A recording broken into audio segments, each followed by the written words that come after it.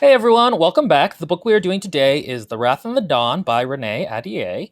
With me are my lovely co-hosts. Maria. You All gotta let me do Katie. right, there we go. All three of us finished this book.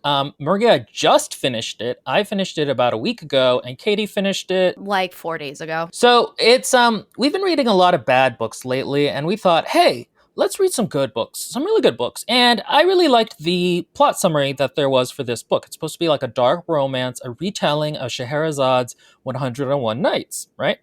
Where the new bride of the king has to tell a new story each night for those who are not aware of history. 1,001 nights, I'm sorry. Did I say 101? Yeah. I go Dalmatians. I'm telling you, I think I have dyscalculia. It's hilarious. So we've been reading a lot of bad books, so we were like, okay, this will be a good book. This looks interesting. a little palate cleanser. Exactly. We've talked about that in a couple of our videos. Maria, my fine co-host, let me ask you, was that the experience that we found? Yes and no. Katie, would you like to expound upon that? It was the first draft of a potentially great book. That is actually, I think, a very good way of putting it, in that she Very. just needed to go back and add in all of the emotional foundations for the story so they were plausible. For the first half, My general impressions was that I thought the prose and the descriptions were really lovely. I thought it's really beautifully written. She's one of those authors who has a very lyrical style that matches very well the atmosphere of the story.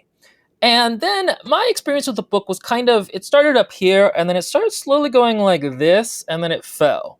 And then it just kept falling lower and lower. So there's definitely things to like about this book, but as a whole, I found it infuriating and frustrating. Same thing with me as far as like the timeline of your interest. It was the same exact. There's just a lot of elements that she seems to introduce that she doesn't explore enough to create the buildup that she ends up getting to.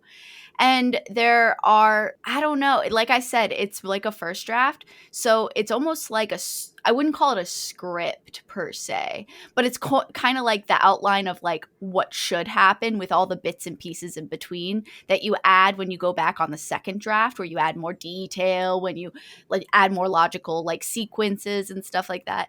And it's kind of missing that. so I have a little different. Anyway, so now that we get into the plot... you misogynistic woman interrupting man whore. I'm never leaving that bit. For me, this book was a little different experientially from Will and Katie. I very quickly hit bottom. And then in the last third of the book, I saw what she had been going for. Because the last third overall is significantly stronger, but the problem is, if you haven't supported what that last third is gonna be and the heights to which it will attempt to climb, and to which it does climb, but if it's not supported in the first 2/3, it emotionally doesn't resonate for me as a reader. Now, I did say something to Will as I was reading this, which was there was a point where the little 12-year-old, and I don't mean this to say that I think 12-year-old girls would like this book, but 12-year-old Maria had certain likes, or I just say younger, middle school, early high school age Maria had certain likes and certain things that she resonated to. I don't think those things are bad. I've just grown out of them. And there was a moment in this book where that part of me where I was like, oh my God, I was like, wow, this is very romantic. And then current me is like, but where was my build-up, bitch? I mean, look, yeah.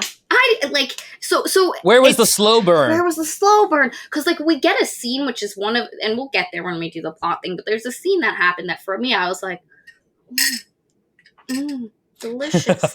But then I was like, this isn't earned. It was like when you put cotton candy in your mouth and it tastes like that initial burst of sweetness, but then there's nothing and you're like, why did I think that? Oh, wait, I think there's a better comparison, what is it called? The yellow bubble gum. Juicy fruit that tastes super, super good at first and then... literally 5 seconds and then it goes into paper mache in your mouth. The way Maria described it to me at one point was that there is and I agree with this, is that there is a genre of reader who do not care necessarily about the plausibility of how these characters got into the relationship. They just care once they're there about the emotionality and drama of it. And I say that in a non-judgmental way. Like, that's okay. That's one of the reasons people are so attracted to fan fiction a lot of times, is because you can just skip to that portion with the foundations already laid. And with a novel that is romance-based, you know where it's going. You crack the book open. You know these bitches are gonna fall in love. There's no surprises here. Like Will said, for some people, just getting to that point and then experiencing the drama and the, I don't want to say angst, but that little juicy bitter sweetness of love is like, that's what they're here for. And I am very much of the camp, especially as I've gotten older and especially as Katie and I's friendship developed and the amount of things we have read together. I'm a slow burn bitch for days. And that's just me. And so in that way, the book lacked. And we'll also discuss some of the other non-romance plot points that like happen in the last third that I feel could have been better built up to. But I really want to emphasize, and again, I made a point of this in our last video, I don't want to be here just to trash books.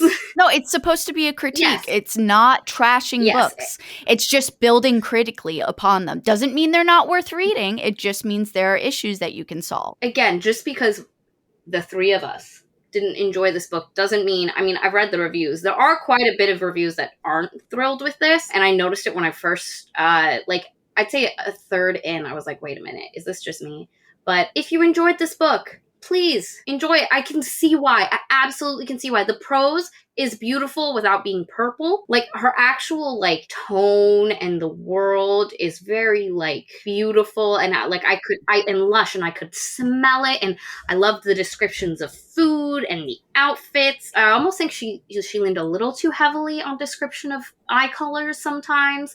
But I've had books where, like... Hey, did somebody in this book have tiger-colored eyes? I was just going to say, did anyone notice? Oh, no, wait. But I have gripes with the fashion stuff. Oh, we'll get there. Let's start our own 101 Nights here. 1,001. Okay. I'm telling you, I think I just got... So, Maria, pretend for a moment that I am a rakishly handsome, but also homicidal caliph of a Middle Eastern country. And you are my wife now, and I'm going to murder you in the morning. Tell me a tale to entrance me so that I don't murder you. I will tell you the story of a thief who gets stuck on an island of adamant.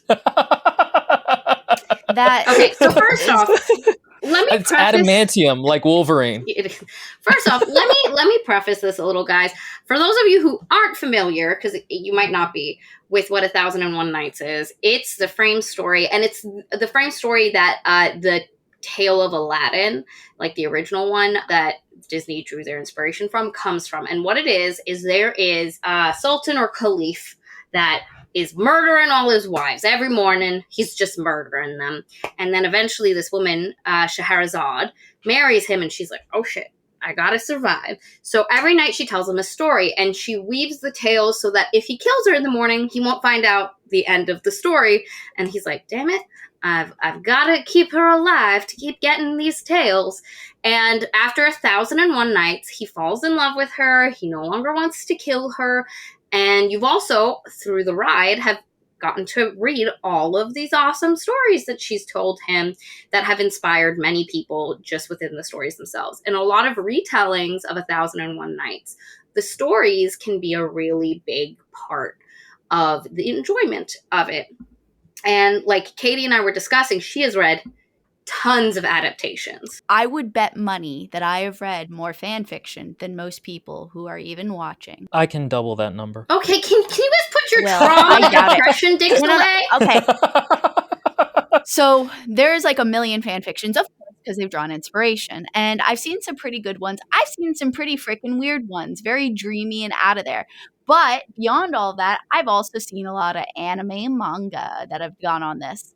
And there's one in particular that I will speak of later that is a much more logical, I suppose. I don't want to say logical because that seems harsh, but a much more logical character set that does make sense for why they make choices they do. And it's gay. Surprise, plot twist, you never saw it coming. The reason I prefaced with that is because that was the mindset. I haven't read as much 1001 Nights, like, themed, inspired things as Katie, but I have read them and I have enjoyed them. And so that was the mindset with which I went into this book, and I was actually quite excited. Will gave me a choice of, like, 5 books, and I was like, this one, please. And so the story opens with this guy named Jalal and his dad in the rain. And Jalal's like, Dad, are we going to really let Khalid do this? Like, this is fucked up. And it's raining. And you don't understand the symbolism of it being raining at that moment. But you'll learn it later. And his dad's like, yeah, it's got to happen, buddy. Like, I don't know what to tell you. Like, 100 lives for the life he took. This is what we got to do. And Jalal's like, man, this is gonna kill him. That's the prologue / Already, I have issues, which is that I don't think this is a good prologue. I think the problem with it is that it makes Khalid already too sympathetic of a character before the story has even started. And a lot of the story was like, okay, I'm waiting for the shoe to drop on what he did that makes this necessary. And then when the shoe does drop, I'm like, I expected this the whole time. This is not that mysterious. It's not really very interesting. In the prologue, also, it's very heavily inferenced that it's an exchange, like it's a curse. Like, there's a couple of lines that if you're a decent enough reader, you already understand what's happening in the very first go. And you're immediately like, oh, this guy isn't killing people because he wants to. He's not a monster. There are these other forces he can't control. And it also, there's something about like 100,000 lives will be lost instead.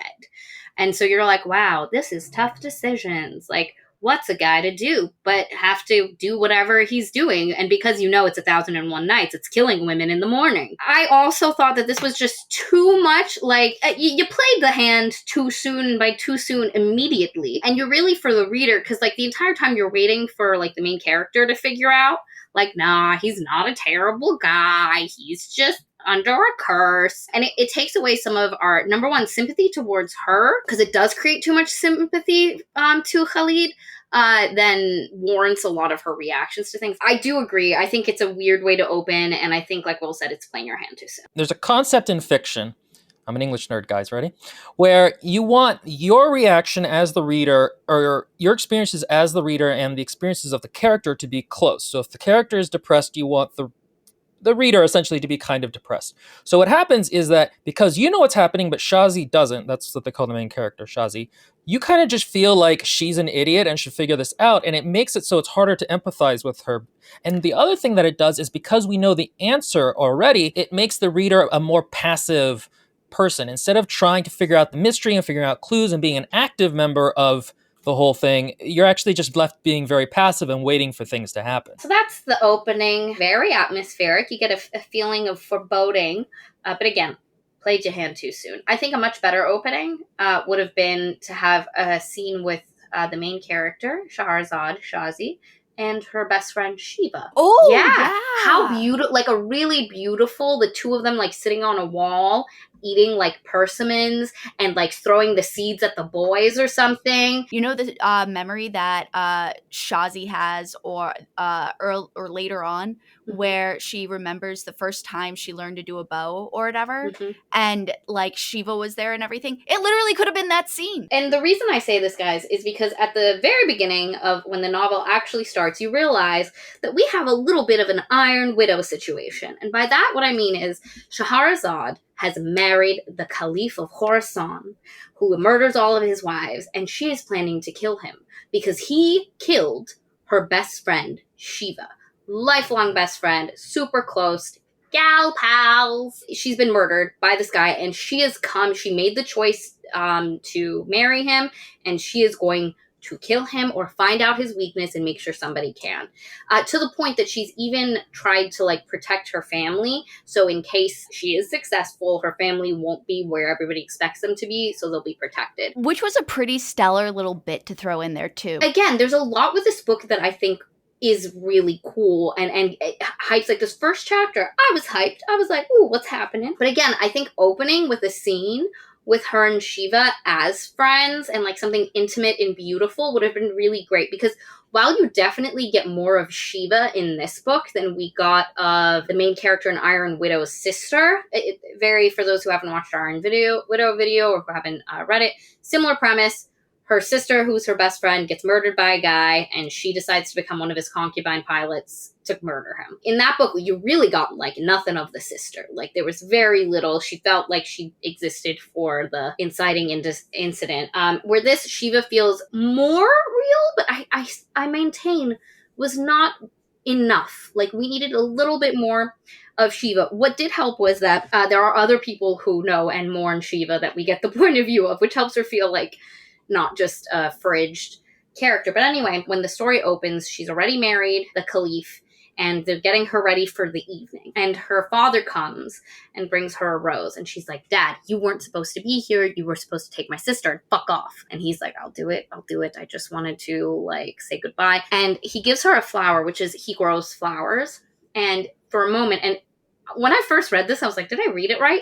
He, like, does this thing because it's a very tight petal, like, it hasn't bloomed, and he tries to make it bloom. And for a moment, he focuses, and it blooms beautifully, but then it goes too far and it dies and it crumples. This is the first introduction that there's something different happening here. It's not just like the regular world. There's something magical. But it's bizarre for many reasons that we'll discuss later. It does not come up again for quite some time. And so that gets totally lost in the plot line and makes, I think, that scene quite useless. Yeah. But continue. Needed a little bit more emphasis. But anyway, she, like, hugs her dad. He goes off, and she is brought in to her chambers to meet with the Caliph. And the Caliph is stony, standoffish. He's got these yellow tiger eyes. Again, it didn't get to the point. He's sexy. Yeah. He's sexy. She wants to fuck him immediately. He's got sun kiss. I wouldn't say immediately. I would say, like, night 2 is when we start getting to it. Night 1, she's pretty... Oh, okay, look, yes, realistically. But physically, she was prime material. He was very attractive, and I would argue, once we get to, like, the reality of his life, he should not look this good. But anyway... No! Agree! I will say that her description of him in the narration is really beautiful in terms of, it's all about the hard lines of him, how he's very disciplined and strict, and you're like, okay, this is a really great sketch visually of the character. And I was still at this point, like, the writing in this is really beautiful. I really like this opening. I'm interested in seeing what's happening. Shazi is a pretty good character. She hasn't gotten annoyingly sassy yet. Let's keep going. This is cool. That quickly changes, because Shazi has a lot of, like, internal thoughts that are very nervous, that are very, like, oh my god, I've got to do this, but I'm kind of nervous. What if I die? And then the way she speaks is immediately, like, bitchy, sass. And it's just such a weird disconnect between her internal thought process and this external one. And it felt at that point especially less organic to the character and more like sass for the sake of sass. Now, the character is a sassy character. Everybody talks about Shazi's mouth. She's a silver tongue, but I never felt that she was a silver tongue or that she's cutting. It's a lot of sass. Yes, as it progresses, I would fully agree. There's, like, too much, like, attempt at comedy through the, like, clever comebacks and stuff like that. I've seen that a lot in fan fiction. I actually thought it made sense, though. You know, she's thinking internally as her true self, but she has the confidence somehow through her upbringing. She has the confidence to put on the airs of someone who's a little bit tougher. She isn't tough the whole time. She breaks down in certain instances. I think it's a fair representation of that, at least at the beginning. Maybe.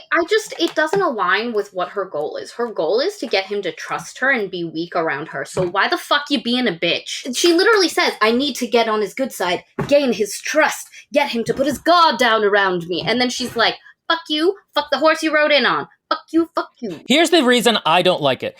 It's because all of the other characters fillet how sassy she is. Seriously, in the narrations are constantly filleting her. Jalal later is like, oh my god, isn't she cool? Khalid likes that she's so sassy. Tariq, who we'll talk about her in a little bit, loves how sassy she is. It's really irritating because mostly it just feels kind of... I was talking about with Maria, and it's if you've read our Deadly Education book, there's a character in there called Ahdieh who also is very snappy and sassy, but like nobody actually really likes her that much in the books. Nobody thinks she's that clever, and it's much clearly less like the author thinks she's cool. So it's really, for me, how it's framed less than what she actually says. Because I never felt like her sassiness did anything that made me go, oh, I see what you did there. Good job. Sometimes the purpose fits, sometimes the purpose doesn't. And to add on to the other thing of why did she, like, bull in a china shop herself with the honeymoon night, it would make more sense if she attempted to honeymead her words, you know,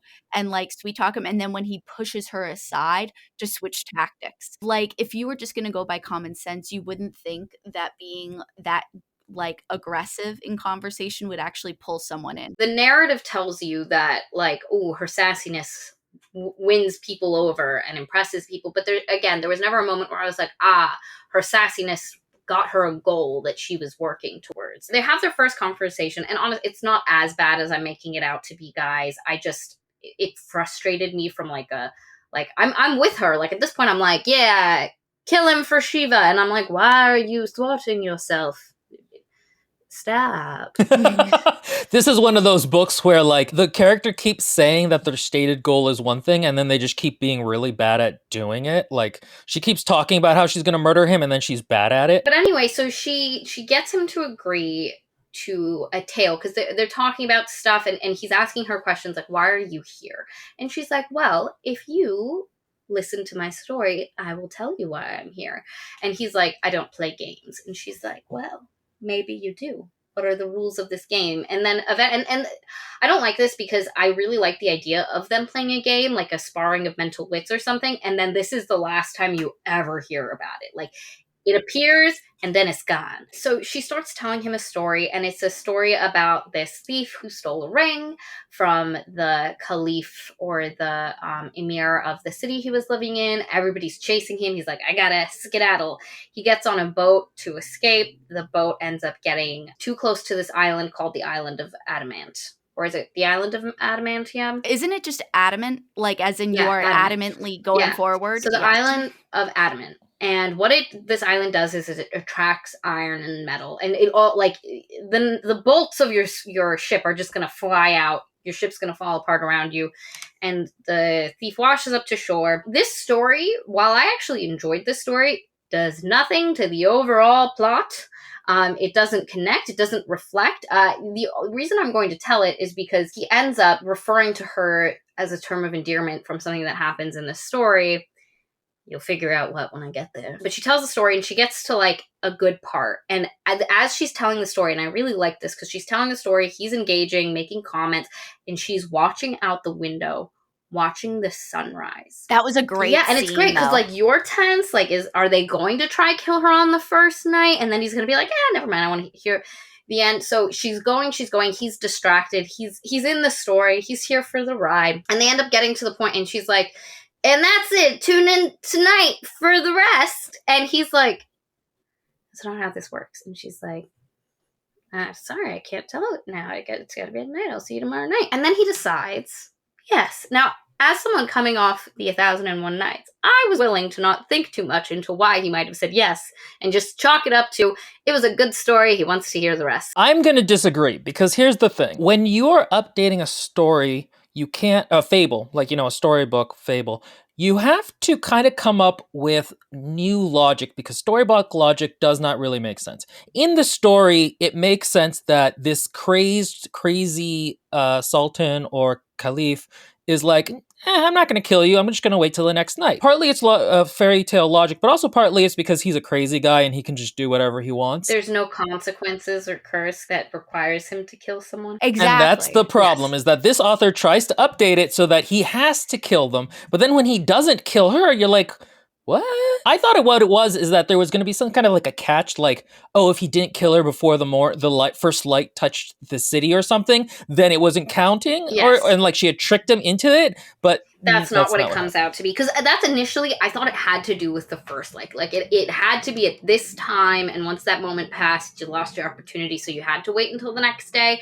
And so it was less that he wanted to hear the story than she just tricked him. But that's not it. Or if it was, the author never mentions it again. So she spends her first day, and like everybody's like, holy shit, the queen's alive. And she has this handmaiden, her servant, Despina, the blondish-haired, busty Greek servant, who is also sassy. The two sass each other. I actually like their relationship, but sometimes it's a little much. I wish it had been kind of explained more later that, like, Despina has no real respect for, like, customs and stuff, because she's used to the queens all just dying. Because after a certain point, you're like, wait, why is this servant so sassy? And, like, I thought that would have been a good way of acknowledging it, but I mean, she's a fun character, so. It also works. It's because she's the lover of a fairly high-ranked person. So she could probably get away with a lot. But nobody knows. No, nobody knows. And he ain't copping up. Oh, You haven't figured that out? No, nobody knows. No.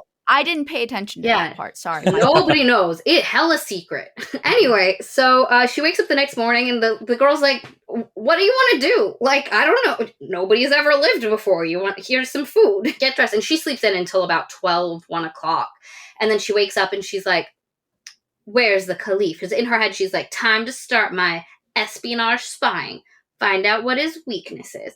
And Despina's like, I don't know, maybe he's training at the training grounds. Cue every training ground scene in almost every single book that involves especially like a young woman being like, I have skills you know not of. Yeah, so she decides, perfect, I'm going to the training ground. And Despina's like, but you're not supposed to. And she's like, oh, well, I'm going. And then she's like, by the way, outside your door is this giant man who is now, because she's like, where can I go? And Despina's like, you can go wherever you want, provided the Rajput goes with you. And that's why when Despina's like, no, you can't go there. She's like, no, you said I can go anywhere as long as I have the Rajput. I'll take the Rajput. So she gets dressed. She heads out. She's also vaguely jealous of Despina because Despina's perfectly put together. Her eyes are done.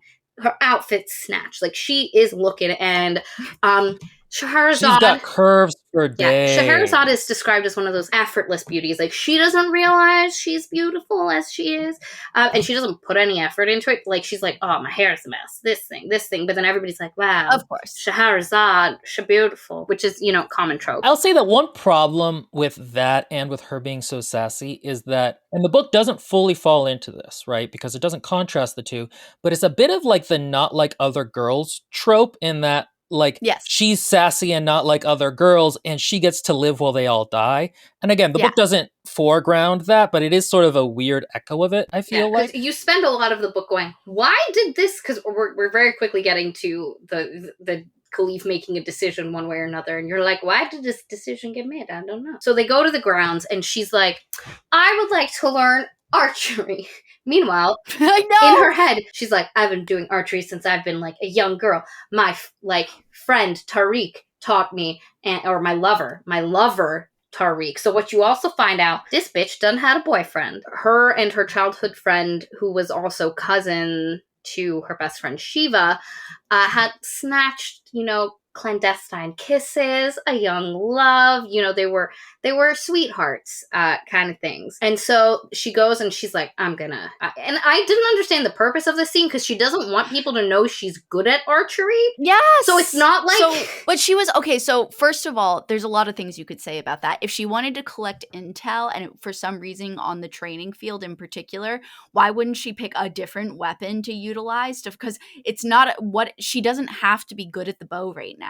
She's not going to assassinate. Now, if she had planned on assassinating him, if he was there with the bow, because she's so good, that would be completely different. And that would fit in, but that doesn't happen. I thought what it might be was that she was going to try to hide like an arrow or whatever, like an arrowhead. Up her vag? Well, that's what the thing is I was wondering is an arrow is actually probably really hard to hide. An arrowhead works. Yeah. And as Katie said, well, not everybody is as talented as you, That's Katie. the clip. That's the thumbnail. That's what we're going to use for the thumbnail. We're done. It's not. Go home, guys. But right now we have a 75 to 25 female to male ratio of subscribers. We need to get those numbers up. We're going to do what we have to.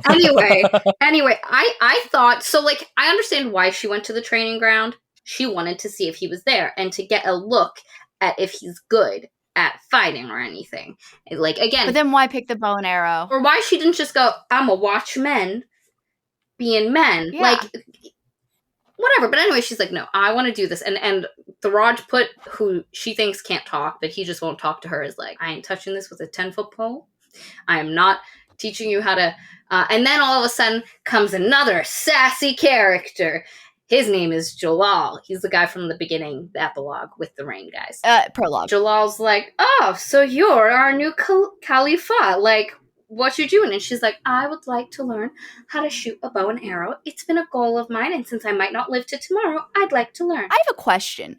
Wouldn't it have been, I guess there's a couple of things she could have done, but wouldn't it have been, better for her to have had a tour of the palace so she could like plot escape points. Shazi is really bad and really not very interested in the whole killing the Caliph thing. Like, she like keeps thinking about how she's going to do it, but then takes no actual practical steps toward it. And this gets to be a real problem later. Overall, it's the problem this book has of not actually building the concrete foundations to the emotions it wants to portray. So the actual kind of plot and consistency is really shallow. Jalal goes, fine, I'll teach you how to shoot. And she immediately grabs an arrow, and he was like, what kind of bow do you want? And she was like, I don't know, you pick for me, whatever works. And he's like, we're going to go 20 pounds. And she gets an arrow and she bends it. And for those, like, she says, like, in archery, you want to see how flexible it is to know what a good arrow is. And he looks at her and he's like, why the fuck you bending that arrow? What are you doing? And she's like, I don't know. It just like... No. She says her cousin or whatever taught her. And that's the little bit that she had been taught. But yes, continue. She immediately goes to knock an arrow and she does it flawlessly. And he's like... And she goes, dang, why did I do that? I didn't mean to do that. That was way too competent. And he's like, so you don't know how to shoot, huh? And again, she's sass, he's sass. We're just getting sass. And then she like shoots badly so that like she purposefully makes it so that it will like hit the ground before the target. And then the Caliph appears and he's like, what is going on? And Jalal's like, I'm teaching her how to shoot. Oh, you forgot how when she has a bow and arrow and he is far away and she could shoot him at this point. She does not. Doesn't. Yeah. Just doesn't take the opportunity. I thought for sure that was the moment where it was going to turn and then she's going to be, thrown back in, blah, blah, blah. Now, potentially if she had said, I'm trying to kill him, but also get out of this alive, I would have been like, okay, best plan, slit his throat in the night, skedaddle. So I was willing to ignore this one. I was willing to say, you are literally in the training ground of his guards. You would die so quick, this book would be over. So I will let that one go myself. For me. Why wouldn't she try to poison him also? There are options. She almost tries to poison him later, but anyway. So the Caliph comes and he's like, you're trying to shoot? Go ahead, I want to see you do it. I think she makes him shoot first, and he's like an okay shot. Like he hits on the target, not exactly on the bullseye, a little off, and now she has to shoot. And she does the thing where she aims through instinct.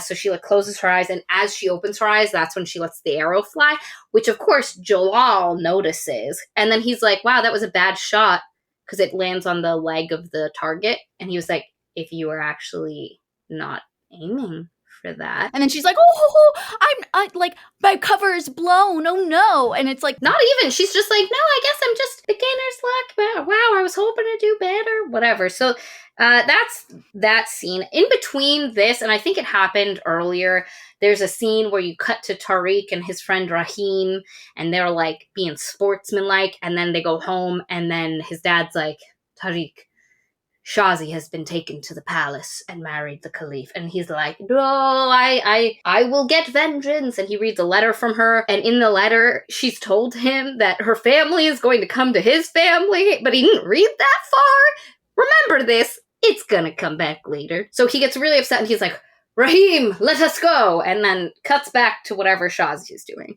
And at this point, we get the second night. And she's going to continue the story of the thief on the island of Adamant. He found a glass, like a chalice, and he rubbed it. Surprise, genie. And he gets his wishes, and he goes on the whole story, and he eventually, at the end of the story, grows, becomes a better man, changes his ways, he's redeemed. And at the end of this story, she goes, and then there is another thing that happened with this guy named Aladdin, but that's part of this story, but it's gonna have to be told tomorrow. And so she doesn't start the story of Aladdin and then be like, cliffhanger. She finishes the story and then she's like, next time, this is what's gonna happen. Like at the end of the Sailor Moon things where it showed you. Yeah, if she was such a good storyteller, why didn't she already plan for that? And again, it just, anyway, and so he's like, because now it's morning and his guards have come in. Like everybody's come in and they're like, we're here, and like, they're here to kill her, and she's like, rabbit heart beating real fast. And then he's like, no, meet my mountain of adamant. this is the queen of Khorasan. And then all the guards are like, oh, we're not going to kill her, like, ever. And he's like, this is my queen. Introduce yourselves. This is your queen.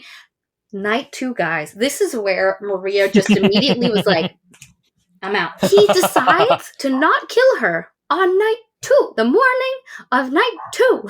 And he's like, at this point, he's like, you can tell he has fallen for her. Things are great. And you're not sure. You're like, why? Why her? Why not someone else?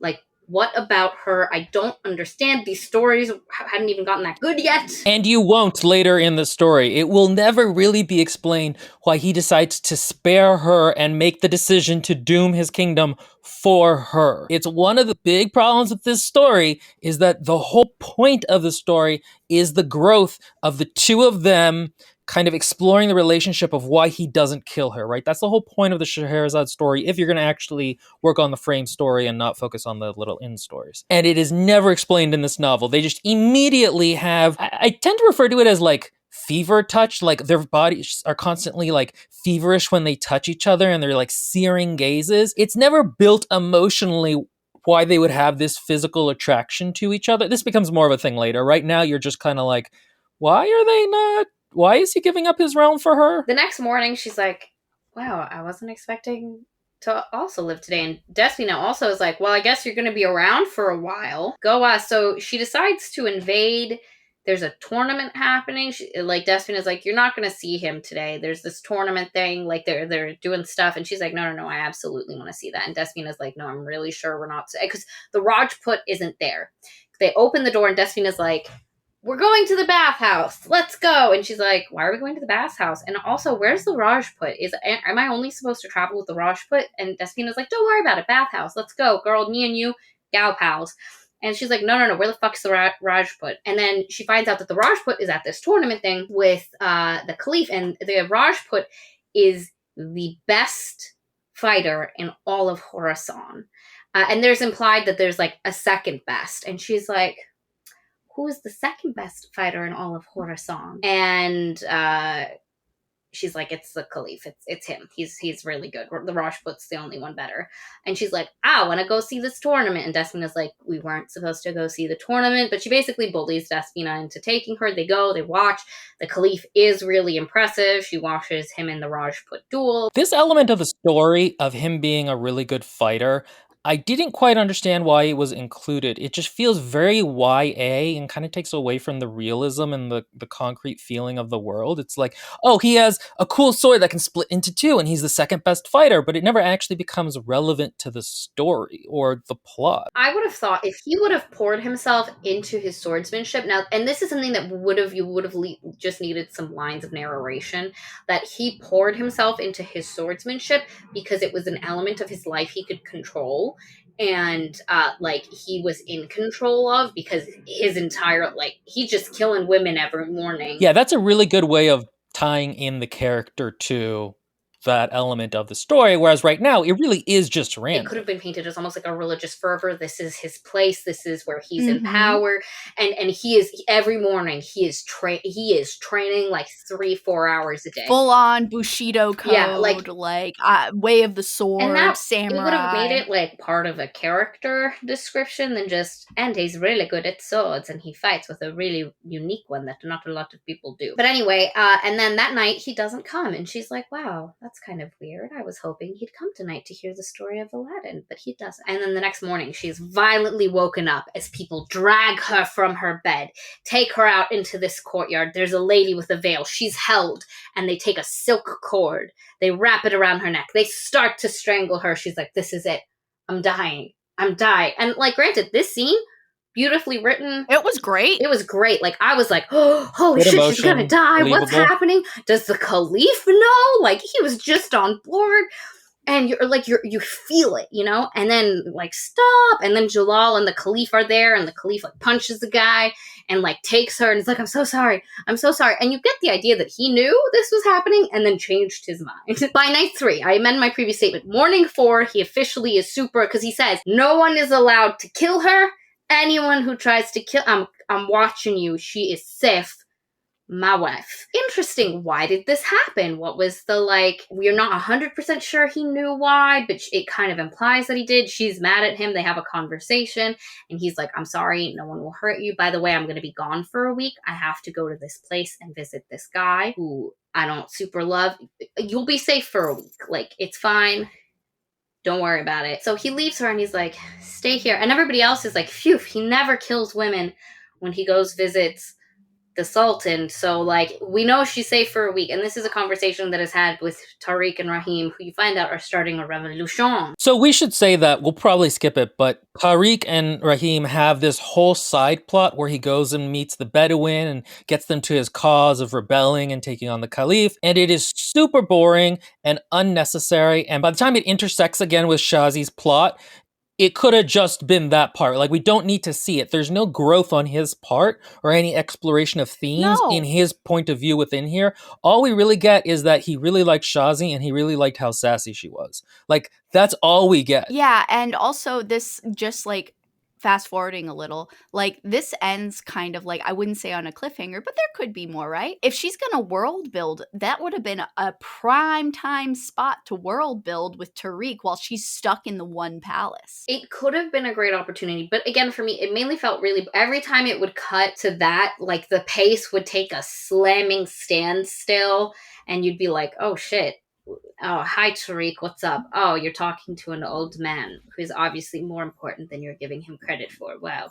Anyway, so Shazi is left home alone for a week. Her and Despina are being Bosom buddies? Not super bosom like gal pals yet, but they're getting there. And then it like starts, someone tried to poison her, and she was eating and somebody poisoned the sugar in her tea, and she's kind of suspicious of Despina because Despina was really green looking, kind of nauseous looking, really off her game, and she's thinking it was the guilt of trying to poison her. But they catch it, but she sneaks some of the poisoned sugar aside, and she's like, this might be useful for later. Sage puts in pocket. A couple days later, the same thing happens. Despina's really sick and stuff, and she's like, am I going to get poisoned again? Despina, what's happening?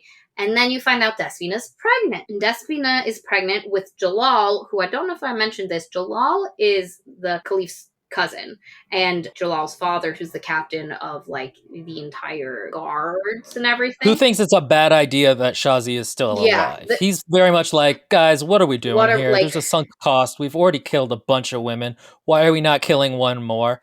And I'd like to say, I am on his side. Why aren't we killing one more? Like, if you're going to kill women at this point, why are you going to stop with this rando? And you've killed 60. Like, we didn't get to number 10 and him go, I can't. It's too much for me, guys.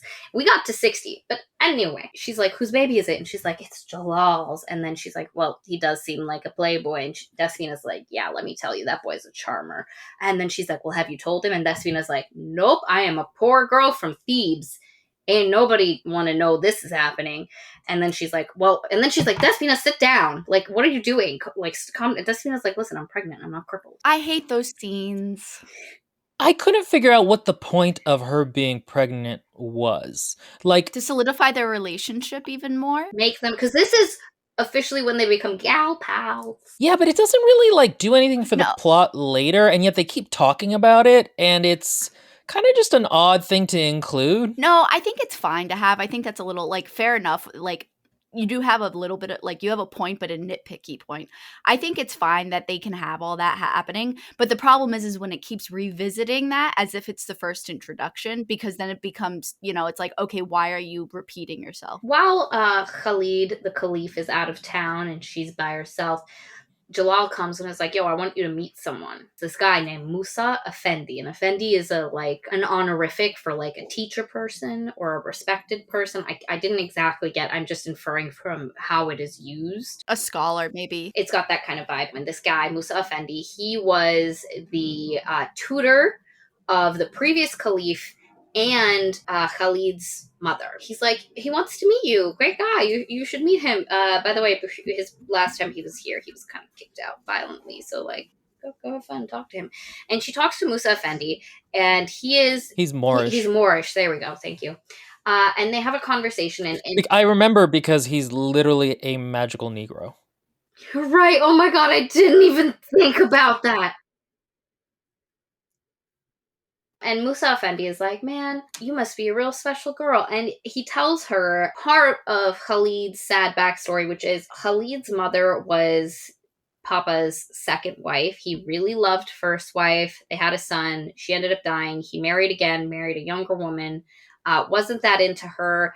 Eventually, Mama was super lonely and, left to her own devices. She ends up getting a side boy. A side bitch. Eventually, Papa Side piece is the finds gender neutral term. out that Mama... Men can be bitches. Yeah, but it's gender neutral. Some people are non-binary and they prefer the term side piece. Anyway, Papa finds out that Mama has been unfaithful. Papa gets really, really, really, really upset and kills Mama in front of Khalid.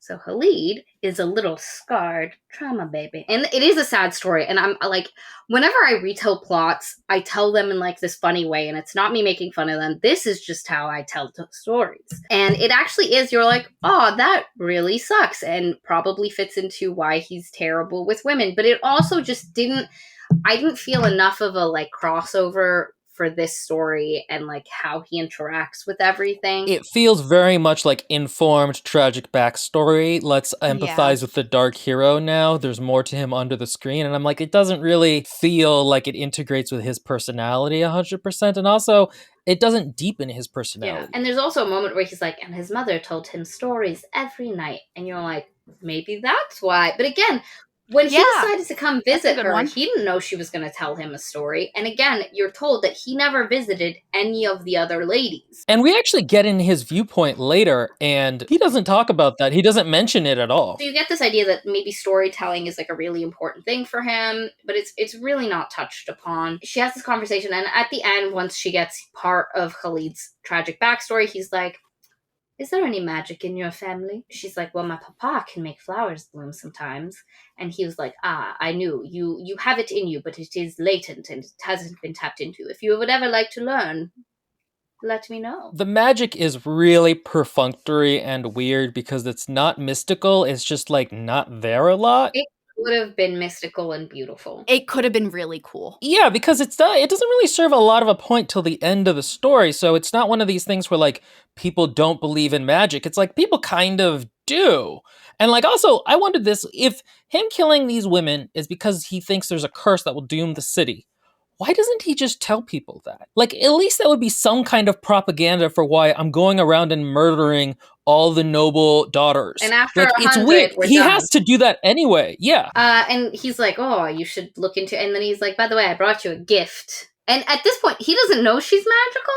And he brings her a gift that can only be used if you're magical. We'll find out what it is later. But he's like, here is a gift. If you are ever lost, it will take you back to where you need to go. And she's like, cool, thanks. And then she sees it's a rolled up carpet, and immediately as a reader, and I think you're supposed to, I don't think this is supposed to be a surprise, you're like, ooh, magic carpet, we're going to fly. And she puts it in her room, and then, I don't know, maybe some stuff happened, but then Khalid comes back, and they had a discussion, I think, before he left, and he was like, how can I redeem myself? How can I make amends? That's what he says. How can I make amends? And she's like, I don't know, I'll think about it, and I'll let you know. You get the feeling that they've continued story time without us being privy to it, which is one of my biggest complaints. I was here for story time. I like the stories. I like a framed story. I wanted stories. We never get them. But she makes a comment when he comes back and she's like, I thought of how you can make amends. And he was like, what is it? And she's like, remember when I was telling you that story of Aladdin and the princess disguising themselves and pretending to be commoners?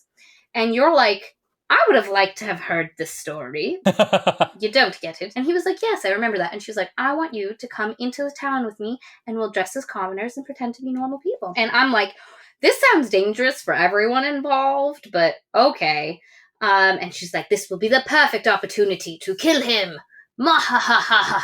Which we've already passed at this point. Yeah, she's already at this point been like he touches her and she's like Will said, fever touch. He touches her and she's like, ooh. Tingles. And what is my body? Why am I all hot and bothered? It moves things in my chest. And then he'll look at her and she'll be like, ooh, smolder. And it was funny because when I first was looking at this book to see if we were going to read it, I saw this. This was the review. This was the entire review. Shahrazad, I will kill him for murdering my best friend. Khalid looks smoldering at her.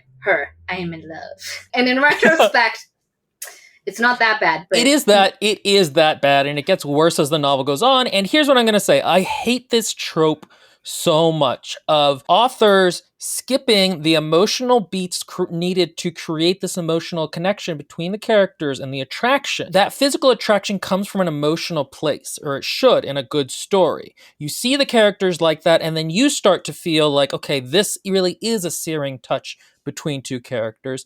And then if the narration describes it as a searing touch, it rings true for you, right? You can't just get to the part where it seems like their bodies have a weird fever magnetism, because what that tells me is that they're horny, and if they weren't horny, this whole plot would not work. It is cheap, and it is a weak excuse for actual romance and attraction. So a good example of a good version of this would be the Ice Barbarian story, right? Well, in that one, it's explained through the Kui. So exactly. I was going to be like, what we don't know is that they both got their quees, and their quees have resonated to each other, and they don't know what it means. But no, the thing is, there is nothing wrong inherently with stories like that. A lot of people enjoy them. Now, whether they are objectively good or objectively bad, I'm not going to make judgment call on that. I will. As you know, will. I mean, I will as well, but that doesn't mean it's not a good story. Yeah, but a lot of people, they know they're gonna fall in love. Let us get to the good part. The good part is the sexy, feelings and all of that. So, whatever. Again, for me as a reader, and I know for Katie as a reader, and for Will as a reader, this doesn't work. We thrive off of the slow burn, the emotional beats, getting the tension and feeling it. It means more. Emotional complexity, the darkness, the ambiguity between these two things. And that's what's really missing between Khalid and Shazi, is that there is very little exploration of the dark attraction of this man who murders people, but who she's still drawn to. And let me make another point. In real life, people can be, and it has happened, instantly sexually attracted to each other. It happens. But, for a story, I don't think it makes for the best storytelling. It doesn't when you're then trying to frame that attraction as a long-lasting and romantic thing. There are characters who they meet each other and they want to bone, but the understanding is that this is their bodies and this is their personality. And if we're supposed to have actual interest in their emotional relationship, that then needs to grow exactly. And that was going to be the other point I make. The sex comes first, and then they grow to have feelings, and neither of that happens. It's just they want to bone and they're in love. It literally is like a soulmates AU. So they go into town and they're pretending to be commoners, and someone catcalls Shazi, and he's grabbing his sword, what? And she's like, calm the fuck down. This is what and he's like, this is what womanhood is like. And I really would have loved, and this was something we complained about in Save Your Sister. I would have loved more moments like that of being that would have been fun. He's so isolated. He really doesn't know what's happening on the outside world, and him being like, wow, there are things that need to be fixed for my people. This section where they're out in the market and what's going to happen next irritates me to no end, because it makes the whole book feel really YA. It's such a tropey thing. It feels like it's just here so that he can be show off how he's cool and protective of her, and she can be snazzy and girl power. Yeah. And I hate it. And then throw out her bow and arrow skills. Yeah. Oh, we'll get to that. They decide to go for tea. So she shows him stuff, and her plan is to poison him with the poison sugar she stole from when someone tried to poison her. And they go for tea, and they're sitting there, and while they're having tea, the guy who harassed her while she was walking harasses her again. And she gets sassy, and Khalid gets sassy, and it turns into all out kind of fight. And they run away because he goes to fight, and she was like, we do not fight, buddy. We run. What are you talking about? GTFO. So she grabs him and they run off, and they start having a slightly tender moment and talking about stuff. And then someone also got knocked over because of the people that were trying to fuck with them. And so now those people are mad, and it's just a bunch of people racing after them. They keep running, and eventually Khalid's like, listen, we can't keep running. And at this point, she has started calling him Khalid, which is his name, and not Saidi, which is the term for him. And he started calling her, because I don't know why, but he doesn't say Shahrazad, but he was like, what does your family call you? And she was like, Shazi. And so he starts calling her Shazi because, the undercut.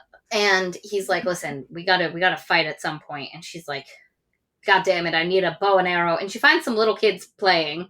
And she's like, I need that bow and arrow. And it feels like one of those moments in a movies when like the cops like, give me your bike. Yes. I need Yes. It does. Exactly. to fight crime. So Yes. I should point out that at this point, she is still trying to kill him. yeah. Like, she keeps thinking about, and it's, again, this is her being really bad at actually murdering people, because he has no guards around, she has a weapon, and she has an escape plan. She can just run away from here, and she does none of these things. Yeah, so they get cornered. He gets his sword. He's ready to go. She's got the little kid's bow and arrow, which it means it's really light. So, like, with archery, the lighter the bow, the not as, like, it's not going to go far. And the odds of you get a killing blow off of, like, a kid's bow, not super high. But she's got the kid's bow and the kid's arrows, and she's, like, shooting down people. Pa-pa!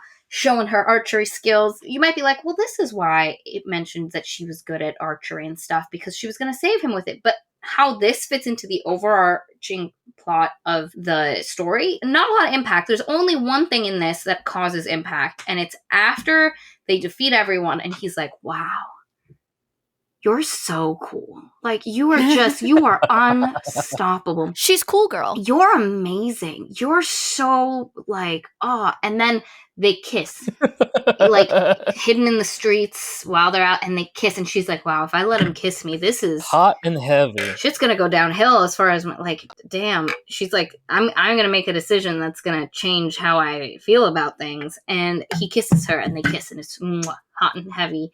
This kiss really didn't do it for me. Again, at this point, there's a kiss that happens later that I feel is way more deserved, but it has the impact that this kiss should have had. But for me, Okay, so here's the thing: is let's recap for a moment. What is the basis of their attraction? What does she know about him that has made her attracted to him? He's good looking. His tiger eyes. Oh, yeah, he's good looking. What does he like about her? She's sassy. And pretty. What Maria was saying before about how great he thinks she is, this is what I'm talking about when I say the characters constantly fillet her and talk about how great she is. And it's really kind of just annoying and makes you not like her. But again, no real basis for their attraction. She doesn't really know or is attracted to anything actually about him besides his looks. And he's not really attracted to anything about her besides her sassiness. But they feel a deep connection and spiritual longing. The author implies that they're beginning to realize there's more to the other person than meets the eye. There's a lot of moments where Shazi's like, wow, he didn't react the way I thought a murderous, like, a terrible person would react. He seems more like a normal human than I expect. Like, yeah, he's kind of cold and standoffish, but, like, this isn't what I expected of a murdering madman. And, like, if your bar for, like, falling in love for someone is murdering madman and anything above that, like, you need to rethink your bar. But anyway, so that's, like, an inherent problem. After the market, they have, they're flirting a little. There's some connection. And then there's a night where he comes in for a story and things get hot and heavy. And they start making out. And things are going really well. They're on the bed. She's like, oh, shit. I'm making a decision that is going to severely impact the way I think about myself the next morning. In her head, she's like, I can use this. He would tell me anything right now. I can see the look in his eyes.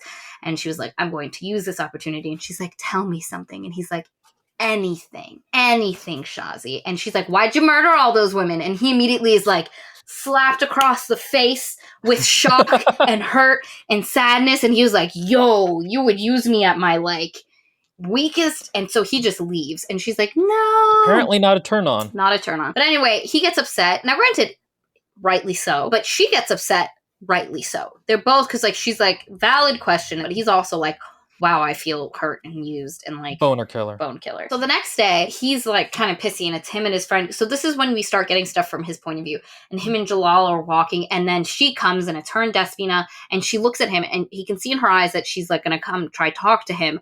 And he's upset. He hasn't worked through his feelings, so he just fucks off and walks away. And everybody watches that he just walked away from the Khalifa and just left her. And she's like, and he's like, man, I hurt her.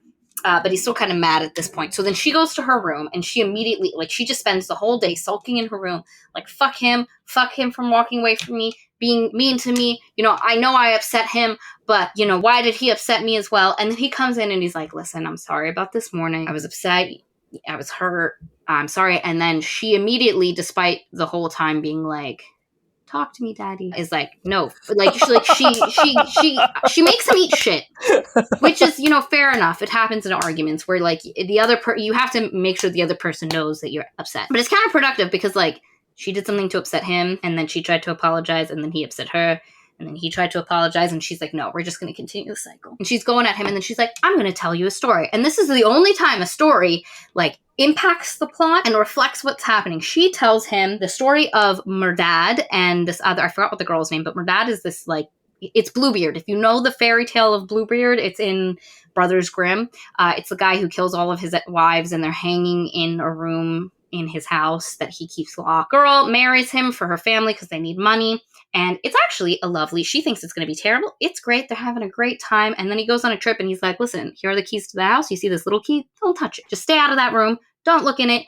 Swear on your life, swear on everything. You will not go in this room, baby. And she's like, absolutely, hon. And the first few days, she's fine. She throws some parties. She's having a good time. And then boredom sets in. And she's looking at the keys.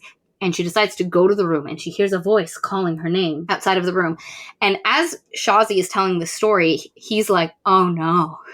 I know where this is going. It's going to be a bunch of dead wives. And he's like, Shazi, don't. Like, please don't do this, Shazi. Like, I can't. She's like, and then she opened the door and it was all the dead wives hanging on the hooks and rah. And he gets up to leave because now he's upset again. And he goes to leave. And she immediately, and I hate this. I hate when people do something they know is going to hurt someone. And now, granted, this happens in real life, but in a story, and this has just happened in a lot of books for me lately, where they do something they know is going to hurt someone, and then immediately they're like, no, don't go, I'm sorry, I didn't mean to. And she goes and she wraps her arms around him to keep him from leaving, and she's like, no, give me the key, Khalid, please let me in, give me the key. And he's like, I love you, but I can't. He doesn't say I love you, but he's like, I can't. I'm sorry, I can't. And then he ends up leaving. Oh, there's one thing I do have to mention. There's a tiny scene where her dad takes a book from this library and he opens it and the book is shiny. And then a while later, I have to say this, guys, because it's going to come in. And a while later, he's like, his hands are burned and he's like, man, I need something bigger than, I don't know, it was a fox. It was a small animal. And his hands are really burned and he's like, at least I'm getting somewhere. And so there's this implication that there's a magic book. He's using the magic book to be able to be useful. And it involves maybe killing things, and his hands keep getting burnt. I'm leaving that there. That is all the information we get in like 7 scenes throughout the book, and it just keeps repeating. Again, world building, that would have been a perfect opportunity to world build the magic. I'm going to skip. There's some stuff that definitely happens, but I'm going to skip to what I think the next biggest plot point is, which is the Sultan of this other place, who is Khalid's uncle through marriage, who was a dick to him and a dick to his mother his whole life, is coming into town. This guy wants Khalid's kingdom, but is really sneakies about it. And he wants to come and meet the new queen. The Sultan's coming into town. There's going to be a party. Despina makes her look real hot. Her shoulders are bare. Ooh. And during the party, the Sultan guy, who's a jerk, brings his daughter, Yasmin, and like, who is this Yasmin person? Turns out Yasmin was initially someone that Khalid was supposed to be betrothed to, and she has a thing for him, and she dances erotically, specifically for Khalid, like eye contact, and Shazi's like, I don't like this. And so Shazi distracts herself by talking with people. She ends up talking with Yasmin, and Yasmin's like, you love him? He deserves love and someone who really understands him. And they have this conversation, which is meant to feel like a lot is being said, and they're learning stuff. But there's nothing. This conversation could be removed from the plot. You also skipped the part where, like, this sexy dance she's doing, like a whole belly dancer, very sexual. She is the daughter of a sultan doing this in front of a court of men. Why like, would anyone let that happen? What is going on? She has a conversation with Yasmin, kind of pointless. But who else is there? Tariq. Tariq intercepted because his father is an emir, and his father was supposed to come to this party, but he intercepts it, and he goes, and he's there, and he's looking real intent at Shazi, and Shazi's like, stop looking at me, my husband's gonna notice, he's not a forgiving man, like, keep your eyes to his goddamn self. He ends up slipping her a note, and it's like, meet me on your balcony, I will wait all night. And she's like, god damn it, this man's gonna get himself killed. So she meets with Tariq, and Tariq's like, I love you, I've come to save you. And he's like, what is his weaknesses? Haven't you killed him? Why haven't you killed him? What are his weaknesses? And she's like, being real cagey and like, things are complicated, I don't know, da-da-da. And then she hears a noise. She goes to her room. And she's like, there's nothing. She's like, you need to leave. And then he's like, that wet what does he call him? Like, old camel. That's what he calls him. He's like, your king's an old camel. What could possibly be complicated about that guy? And he misunderstands something that happens. And Shazi was like, no, that's not how it's happened. You don't understand. And he's like, why do you understand, Shazi? What's up? And then she ends up being like, listen, you don't understand how powerful this guy is. You're gonna get killed, and I don't want to watch that. So fucking go. And he's like, okay, you love me. Okay, I love you. And then she's like, I love you too. And then he leaves. And then she goes to her room and she's like, huh. Man, bullet dodged. Next morning, Khalid comes and was like, I knocked on your door. You didn't answer. And she was like, and that was the noise. And she's like, I'm mad at you because you didn't warn me about Yasmin and stuff. Because he thinks she's mad that Yasmin danced for him. And she's like, nah, I don't give a shit about that. She was like, you should have told me. Like, why are you not sharing stuff? Like, stop keeping things from me. Because what happens is that Jasmine's father is the Sultan, right? And during the party, and then later when they have a hunting band or like a hunting party go out, we get more of his personality. And the thing about him is that he's very affable and amiable, but also evil and sexist. And it's hilarious because you can tell that the author doesn't like him, but he hasn't murdered 60 women. So maybe let's think about what that actually says. Shazi has like all these cool, snappy one-liners at him when he says sexist stuff, and Khalid's just sitting back there like, go bitch. That's my bitch. That's my bitch. That's my bitch. That's what's up. And everyone's like, oh my God, isn't Shazi great? Let's fillet her some more in our narration. Jasmine, by the way, never comes up again. Never. Like, she's just in that one scene. She's like... You could have just taken that conversation they had. Like, you could have kept her dancing for him, and like you wouldn't have to. The Sultan doesn't like Khalid, and he doesn't like Shazi because he was supposed to get married to Yasmin, I think. Yes. And so where he's like, oh, he makes all these veiled threats at Shazi, and Shazi's like, I'm sassy. So anyway, we're just gonna fast forward to the hunting party. Wouldn't it have made like a decent plot line if instead of Yasmin, her being the daughter of the Sultan and everything, wouldn't it have made more sense if like Khalid had a lover, a prostitute lover, she was the or the dancer lover, whatever you want to swing it, and that's who he always opened up to, but he doesn't love her. He just like appreciates. Yeah, I see you. You see Here's where what's I'm happening. Going with this. I actually thought for the longest time that the twist was going to be that Despina was pregnant from Khalid. Oh, that would have been so like interesting. I was like, okay, she just picked the sexist guy to say it was his kid. No, that's not what happens. But anyway, there's a hunting party. And the morning of the hunt, Shazi happens to be walking by as all the guys are leaving, and she looks cute. And then her and Khalid have a moment, and it's really adorable. And then he leaves to go with her, and then like he keeps looking over his shoulder, and Jalal's like, sir, wasn't there something back at the palace you needed to go deal with? We'll just meet you there. Don't worry about it. And Khalid's like, okay. And he goes and he talks to Shazi. I forgot what they talked about. They talk a lot, guys. And they go to have a conversation, and Tariq is like, oh man, he's gone to talk back to Shazi. I know he has. I'm gonna go. And so he pretends he has to go get something for his falcon. And so he goes, and then she's looking at some stuff. She's laughing really loudly. And Despina's like, you laugh like there's no one else around you. Like, girl, quiet, which I felt. I feel that. I've been told that a lot. But anyway, and then Shazi was like, people told me that all the time. And then Despina's like, it doesn't seem to have made a difference. And Khalid comes up and he's like, good, I'm glad. Keep laughing all the time. You're amazing. And they have a moment, and then he embraces her, like gives her a kiss on the forehead. She puts her head on his cheek and she's like, man, I kind of do like this guy. Holds him.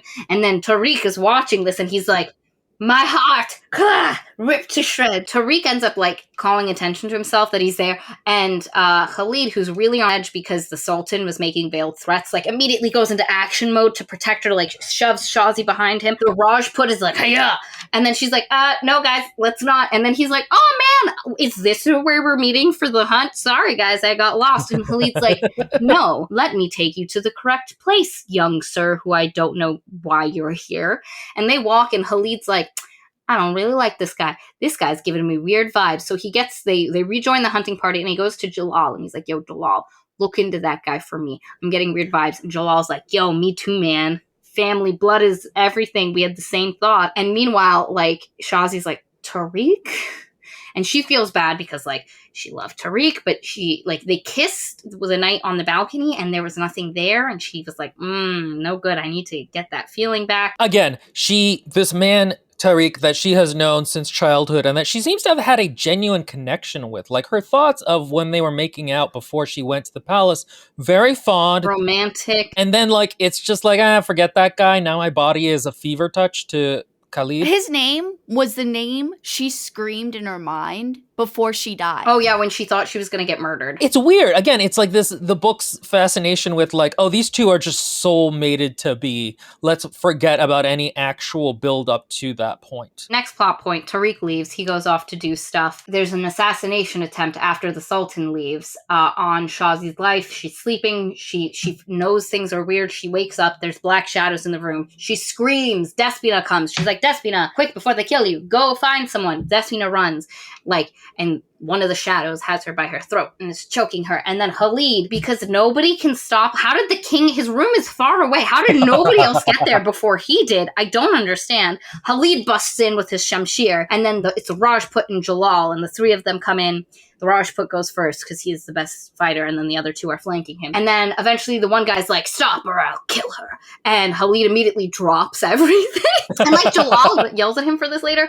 Because like, he is the king. There is no heir. If you die, like number one, what happens to the curse? We don't know. Is it fulfilled? Is it going to get worse? But number two, you're going to throw like civil war because who's going to take the throne? That's an issue. You can't just be throwing your life away. But he throws and he's like, put your weapons down. Luckily, Shazi has got some thought in her brain because like the guy covers her mouth and she bites him. He lets go of her a little. She like elbows him. Khalid grabs her. The Rajput like gets that guy and they're like, oh man, phew. This is crazy. She gets a slice on her throat. He takes her to her bedroom. He takes her to his bedroom, which is like black, austere, not a lot going on. And he's like healing her and they're having like a kind of kissy, like intimate moment. And she's like, tell me all the, like, tell me things about you. Why don't you tell me? Like, I don't know what your favorite color is. And he's like, I can't. I don't have it in me right now. And if I tell you stuff, I can never untell you. And it's just, you're gonna have to. And then eventually, like, she's kind of getting upset. And then, like, but they're like, they want to kiss and stuff. And then she's like, well, okay, if you can't tell me stuff, give me this. Like, give me tonight. And he's like, okay. So they start making out. But then Jalal knocks on the door and is like, yo, we found how they got in. You got to come see this. So he leaves. She's in his room, poking around as women do. She sees a sheath of papers that are in a weird place. And she's like, what's this? It is a collection of letters that he has written to every family of all the women he has killed, expressing his remorse for the death of their daughters. And Shazi immediately is like, he wasn't planning on showing this to anyone ever. They're way too heartfelt. There's a lot of self-loathing here. Like, a lot of this guy is not fond of himself. And then she gets the letter that he wrote to Shiva, and like she's shaken because like this is undeniable proof that he alone was responsible for Shiva's death, and she's kind of been trying to avoid it, but now she knows what she has to do. And then she also realizes in this moment, because she reads his letter that he was writing to her the morning that she was going to get choked, like the more as she's getting choked, and he stops in the middle of it, and she can see him writing this letter, realizing that she is the heir to his life and having to like go save her. And like she pictures it, him stopping writing, running, hoping it's not too late. And she realizes in that moment that she loves him too, and she's just gonna have to figure out how to live in a world without heir. And then she falls asleep. There's two things I dislike about this scene. The first is that it's revealed that he has never visited any of the women before he kills them. She is the first woman he's visited the night before she was gonna get killed. So again, why she is special in this way, we'll never know. And then secondly, there's this thing that happens in fiction, and it actually happens more in real life, where the regret and the emotions of the abuser are valued more highly than the pain of the abused. We are given all of these 60 women, we are not told how afraid they were before they died, how they felt. Their pain is not validated, but his pain in having to do it is validated over theirs. And so in this moment, it's really frustrating that like, okay, we get it. He feels guilty, but why are we focusing on that? And there's a part, I don't remember if it happens here or before, where she's remembering her last day with Shiva before Shiva went to be off to be killed. And Shiva was like, look, let's just be happy this last one day. And it's actually a really nice mental scene because at the end of it, I was like, oh, fuck that guy. Like, he murdered her. She's dead. Let's kill him. She's such a sweet girl. Yeah, and like, That's the thing about this book, is that it really wants to have the trappings of a dark hero without any of the actual Analysis moral of. culpability that goes into it. We already get the idea that he's holding a lot of guilt, so I didn't find that this added a ton for me. What it did do is it really gave me the idea that he was very young. I don't know, there was something about this boy just writing these letters that felt very young and made him feel, I don't know, 18. I don't know why. But anyway, she goes to sleep. Khalid's coming back to his room, and he's got a headache. And he gets into bed. Like, he comes into his room, and there she is, sleeped up. Like, and you think at this point she's going to actually kill him. Like, this is it, which is what I was hoping for. Because she literally goes to bed like, this is proof. I can't deny this. I've got to do this. And she goes to sleep, and then he gets into bed with her, and he's holding her, and she snuggles up into him, and but then he starts getting, his headache is getting worse and worse, and he's like, his vision is blurring, and he starts like thrashing, and she wakes up and she's like, what's wrong, what's happening? And he's like, get my uncle, get Jalal. And she runs, and one of the guards get them, and they come in with a magical healer person who comes and puts light over Khalid's head and makes him calm down. And eventually the guy says, you have to sleep, like, this can't continue, you have to be able to sleep, I told you this would get worse, like, we can't keep this up. Eventually he leaves, and Khalid's not in pain, and she's like, you can't sleep. And he's like, yeah. And she's like, why? And he's like, if I tell you. Now, again, maybe 2 hours before this, he was like, I cannot tell you. And now he had a headache and he's changed his mind. So I don't get the motivation for this moment, what has made him change his mind. You could, I'm sure, as a reader, headcanon your way to some logic, but as a reader, I didn't understand. There's not a clear moment. And he's like, if I tell you, I can't ever untell you, and this will be your burden, and you'll have to share in this. And she's like, if it is hurting you, put it on me, darling. She doesn't say darling, but anyway. So he basically tells her the story, which is he had a first wife named Ava. He picked her because everybody wanted him to marry Yasmin, annoying uncle's daughter, but he didn't want to because annoying uncle was incredibly rude to his mother, has been rude to him his whole life, and he thought it was the better choice to just marry, to avoid this, to just marry someone else who was also an appropriate match. So he married Ava. The two of them were both quiet as humans, so he didn't interact a ton with her, and wasn't super, because he was young. He's a very young king at this point. He hasn't been trained. His father hated him and wanted his brother to be the king, and so when his brother ended up dying, Khalid had not been prepared at all to be king. It was just completely unexpected for him. So he is wrapped up in trying to learn how to be king, be a good ruler, and his wife is kind of left to her own devices. Eventually, she gets pregnant. She's really happy. They actually start to have like a little bit more of a social relationship, but then the baby dies. And she is gutted, and Khalid does not know how to help her, does not know how to interact with her. And he basically, the entire thing is just the entire relationship they had was emotionally distant. He didn't emotionally connect with her. He didn't take enough time into how she's doing, paying attention to her. And she ends up talking to him one night and is like, do you love me? And he's like, yeah, I do. And he lies because he thinks it's the right thing to do. And the next morning, they can't find her, and she's hung herself with a silk cord outside her window. Everyone is upset. He's like, oh shit, I caused a woman to end her life. That was a dick move, bro. And he's really upset. And then her father asks for him to come to his house for a private audience with him. And Khalid's like, I'm going to do this. This man obviously, wants some closure. And everybody's like, nah.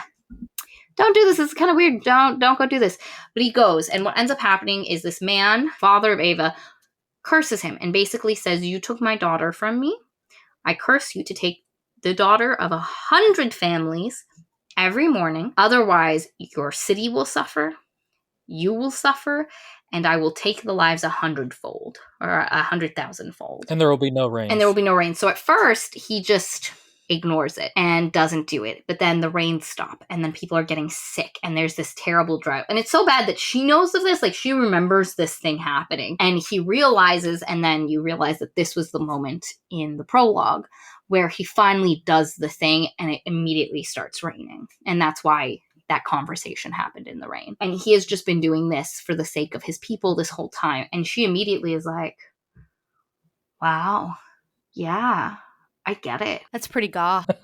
Are you gonna have to kill me? And he's like, no, never. And she's like, but for everyone? Like, what if everyone dies? And he's like, I refuse to live in fear because an old man wanted revenge, and now I'm just creating a cycle of revenge. I love you too much. I love You're you too precious much. to me. And she's You're the like, air I breathe. Your titties give me wines. I did not remember that part, but I'm going to have to do a deep reading. Neither did I. Anyway, so that is how that scene, like, and they have this moment, and, like, he holds her. She's learned the thing. And then I think it cuts to, like, Tariq and Raheem having a conversation. But the important thing to know about that is they've decided they are going to get Shazi. And Tariq's uncle is like, no. We're not invading a whole ass city to just get this girl that's really dumb. We're not ready. She's going to have to stay there. He hasn't killed her. She's probably safe.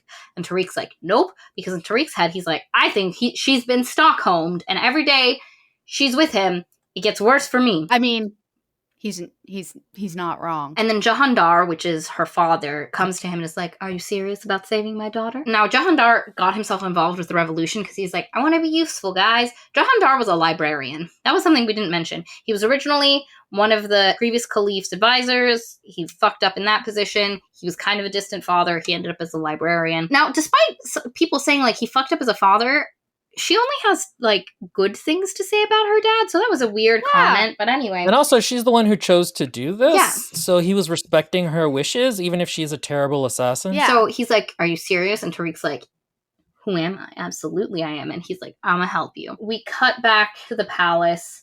The two of them, finally, they do the deed. He comes in to talk to her. They end up having, like, a moment. They have sex. It's beautiful. And, like, it was a beautiful scene. Like, and this was the scene, like, it was this portion when he, like, confesses what happened, and then they have the scene, oh, no, that's what it is. So they had the scene where she was like, oh, I now know everything. And then it cuts to Jalal and Jalal's dad, whose name I've forgotten, coming to Khalid and being like, so we've got some info. And Jalal's like, listen, I need you to talk to her before you do anything. Let her explain herself. I will not give you this info until you swear you are not going to just suddenly kill Shazi. And he's like, I don't have to promise you anything. Give me the info. And the info is basically about Tariq and Shazi's relationship. And Jalal is really worried that it's going to piss Khalid off so much that he is going to murder Shaz. And so Shazi is like having a nice time. She's in her room. She's like, man, I'm in love. This is kind of great. I now know. And, like, it's a complicated situation, but man. And then K-drama style, he bursts in and is like, he comes in and he's got a dark look on his face. And because she smiles up at him and he's got a dark look and she's like, what's wrong? And then she sees he's holding a knife. And then he's like, how long have you been in love with Tariq? And then she's like, since I was 12. We knew each other as children. And then he comes up to her and he gives her the knife and he says Shiva's name, and she realizes, oh, he knows he killed my best friend. And he's like, there's a door in my closet where if you turn it certain ways, you'll be able to get out into the stable. There's someone there. They'll take you out. Just do it. I have nothing to say. Just kill me. I can never ever atone for what I've taken from you. Just do it. Let this be over. And she's like standing there holding the knife. The man she has come to kill is literally like, you're right. Fuck me. Do it. And she's like, I can't perpetuate the cycle of revenge. I came here for revenge. That guy cursed you because of revenge. All those other people are probably pissed because of revenge. I refuse. You were trying your bestest. And she hugs him. They kiss. And and again, this is the moment where, like, 12-year-old Maria was like, this is great. And then I was like, but we haven't earned this. Why are you in love? I still don't get it. You've had, like, I don't get it. Anyway, so they end up, like, having the sexes. And then they have the level 9,000 sex where it's like, you know, it's like soul matching. You feel the energies combine. And the descriptions are really still lyrical and lush. And it's you're like, beautiful. this is not earned. The scene is beautiful. On its own, just taken out, it's a gorgeous scene. It's heart racy. It's got tension. But it just isn't earned from, like, if you look at the book as a whole. And she also tells him she loves him. Because at one point she's like, how could I live in a world without air? Which he recognizes as her saying, like, you are as important to me as I am to you. I can't kill you. And the next morning, after the lovemaking, she wakes up and there's a blue rose sitting on her nightstand with a card. And it says, blue is my favorite color. Lilacs, like the scent in your hair, drive me crazy. I hate figs. I love you, girl. She has a conversation with Despina where she's like, you need to tell Jalal, because now she's in love and everything's going good for her. Her husband loves her. They had sex. It's been a great night. The whole palace knows what happened because he went and he got a flower and brought it back to her room. Everybody knows shit's going good for the Caliph and the Khalifa. She's like, Despina, you need to get on this love train. Tell him. And then there's a scene where Jalal and Khalid come in and she sees Despina and Jalal exchange a look and she's like, oh yeah, they're definitely in love. Like now she never noticed this before, but now she suddenly can tell love everywhere. But she has like a cute moment with Khalid and he's like, I have to go do this thing. Someone's starting a revolution and I have to go like look around. I might be gone 2-3 weeks. And she's like, 3 weeks? And he's like, okay, 2. And she's like, not 3 weeks. And he's like, not 3 weeks. And then he goes to leave and she's like, wait. And she kisses him in front of everyone and everyone's like, oh, cute. And immediately I'm like, shit's gonna happen immediately bad. Like this is too good, too nice, too nice. The spice has got to hit. He goes off, and then this is the moment that Tariq, Rahim, and Jahandar, her father, decide to get her. Like she's just chilling one evening, and Jahandar, he has his book. He's like, man, I'm so glad this book doesn't burn me anymore. He opens it, it's magical. He cuts himself. He has a beautiful mare with him. And he cuts himself and he turns to the mare and he slits the mare's throat. And he stabs himself with he puts some of the blood from the mare in his hand. And he starts and there's this moment who, again, Jahandar, from this point previously, he's been a loving father.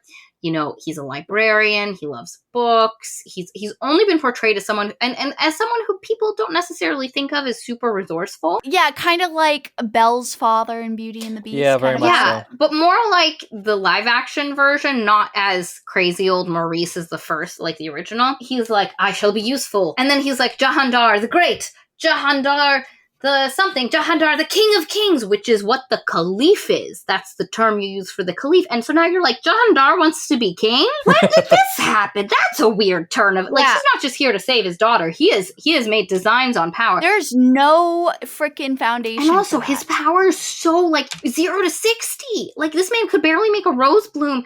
And he literally causes a storm so bad, it levels the city. Not completely, but, the lightning cracks open the gates, buildings are on fire, things are blowing up. So that's the distraction that Tariq and Rahim get to go rescue, quotes, Miss Shazi. That's like calling a nuclear bomb in the middle of a war a distraction. Yeah, and also just it's so extra. They go to get her, she's in her room, they pop in and she's like, what the fuck are you two doing here? And the Rajput comes in and they fight with the Rajput and she's like, please don't kill the Rajput, but Rajput, please don't kill them. And she knows the Rajput is absolute, he's got one job, protect the king's girl, and he's gonna, these guys are here and trying to kidnap her. And so they end up hitting the Rajput with an arrow. He's down.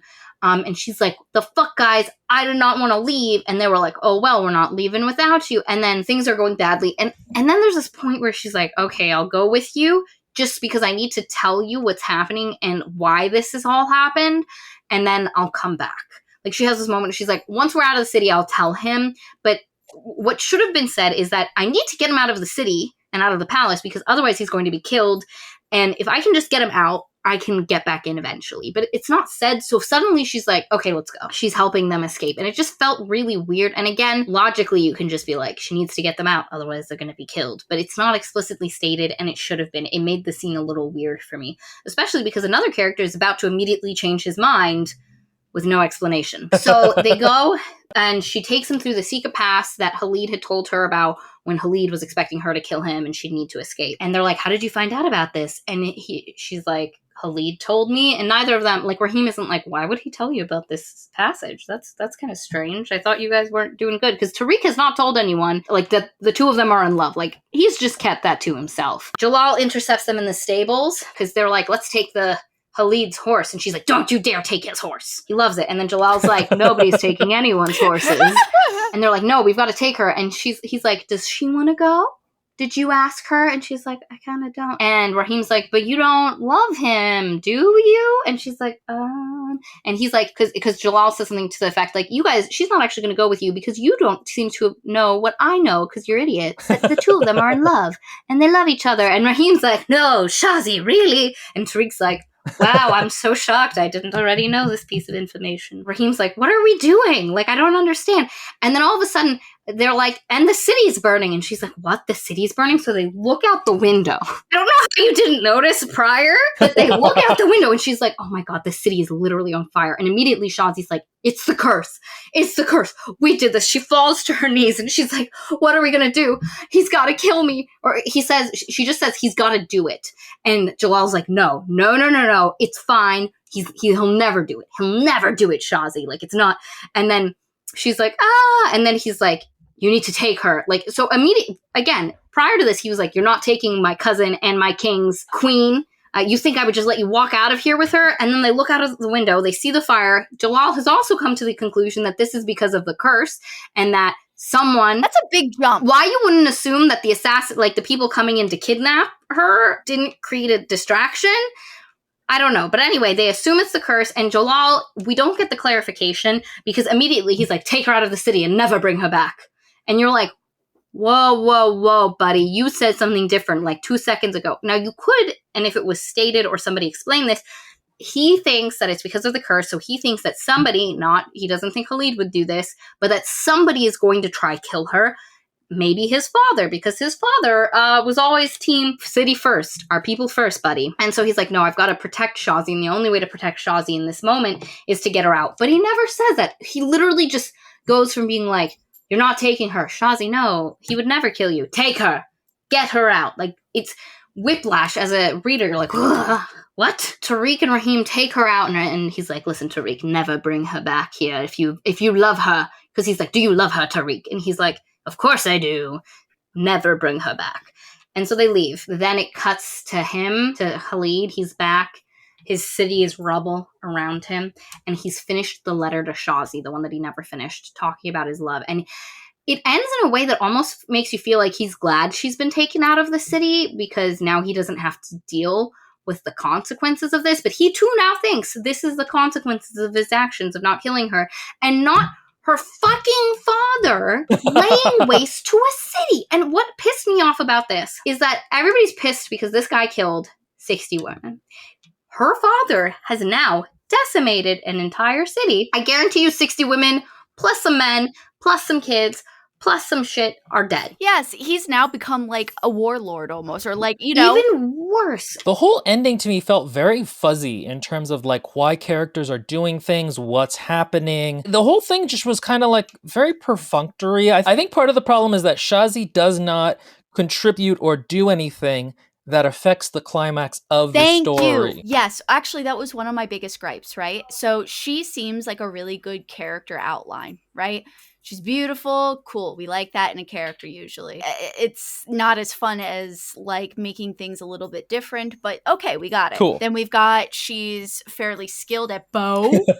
She never actually takes an action that affects any type of scale within the story beyond like one-on-one. No, you're totally right. The only real effect she has on the story is maybe the Caliph's actions.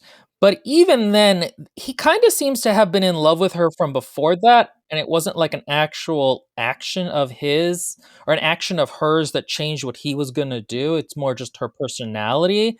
And like, yes.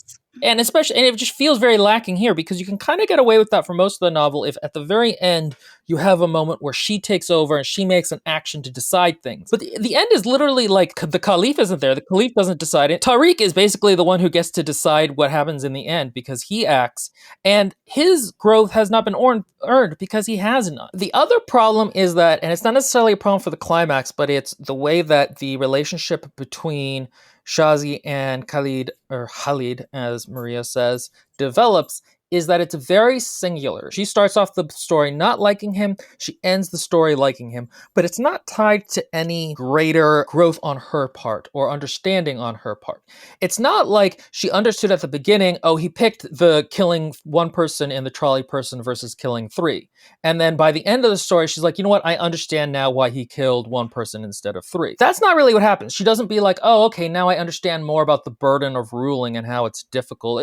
There's no greater growth on her part that is reflected in her arc of liking him. So it's just kind of like an interpersonal thing. Yes, and that would naturally occur with her being there. Also, she's a very educated young woman if her father was a counselor to the caliph. So there's a lot of things that she could have interacted with that would have worked. One of the things that I really feel like, I mean, it also is a cliche in and of itself, but you can work it just like anything else, is the idea that while she's stuck in the palace stationary static, that doesn't mean that she has to stay static and that the multiple elements in the book have to stay static, right? So you go to Tariq and his journey, you world build with that, especially with her father, if her father is necessary within the story, although I feel that he's completely unnecessary, good lord. You world build with that stuff, you have a character arc there. I would imagine it's Tariq's changing mind of what his goal is.